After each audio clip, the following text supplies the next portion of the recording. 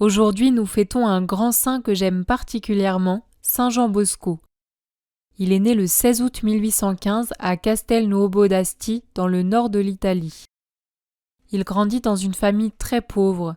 Son père meurt alors qu'il est encore un enfant, et sa maman, Marguerite Bosco, une sainte femme, joue un rôle essentiel dans son éducation chrétienne. Dès son adolescence, Jean Bosco se sent appelé à devenir prêtre et à se consacrer aux jeunes les plus pauvres et abandonnés. Et déjà avant de devenir prêtre, il rassemblait des jeunes pour jouer, il leur faisait des numéros de cirque et il en profitait pour leur enseigner le catéchisme et les faire prier. Il continuera d'ailleurs à combiner jeux, activités et prières-catéchisme quand il sera prêtre, persuadé que c'est par la bonté qu'on peut amener les cœurs à Dieu. Il est ordonné prêtre en 1841. Très vite, il commence à accueillir des jeunes ouvriers souvent sans famille et sans instruction dans les rues de Turin. Il leur offre avec une grande bonté un lieu sûr, de l'aide, de l'éducation, tant sur le plan corporel que spirituel. Les fruits sont très vite visibles, les jeunes changent de comportement, beaucoup se convertissent et reviennent dans le droit chemin.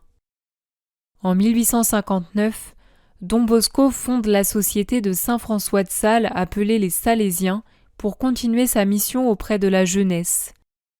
Et avec Sainte Marie-Dominique Mazzarello, il fonde aussi les filles de Marie Auxiliatrice destinées à l'éducation des jeunes filles. Mais vous vous en doutez bien, tout cela ne se fait pas sans souffrance, sans problèmes financiers et sans persécution de la part des autorités ecclésiastiques. Mais malgré toutes ces épreuves, Don Bosco restera toujours humble, obéissant, doux et patient. Don Bosco est connu pour ses songes par lesquels il encourage ses jeunes. Il a le don de lire dans les âmes. Par exemple, une fois, un jeune garçon n'osait pas venir confesser ses péchés. Don Bosco vient le voir et lui dit « Viens me voir, tu as tel péché à me confesser ». Et le jeune garçon en confiance a pu tout confesser et recevoir l'absolution. Parmi ses songes les plus connus, il y a le songe des 3 blancheurs qu'il a reçu le 30 mai 1862. Et voici ce que Don Bosco raconte. J'ai vu une grande bataille sur la mer. Le navire de pierre piloté par le pape et escorté de bateaux de moindre importance devait soutenir l'assaut de beaucoup d'autres bâtiments qui lui livraient bataille. Le vent contraire à la mer agitée semblait favoriser les ennemis. Mais au milieu de la mer, j'ai vu émerger 2 colonnes très hautes, sur la première une grande hostie, l'Eucharistie, et sur l'autre, plus basse, une statue de la Vierge Immaculée avec un écriteau « Auxilium Christianorum ».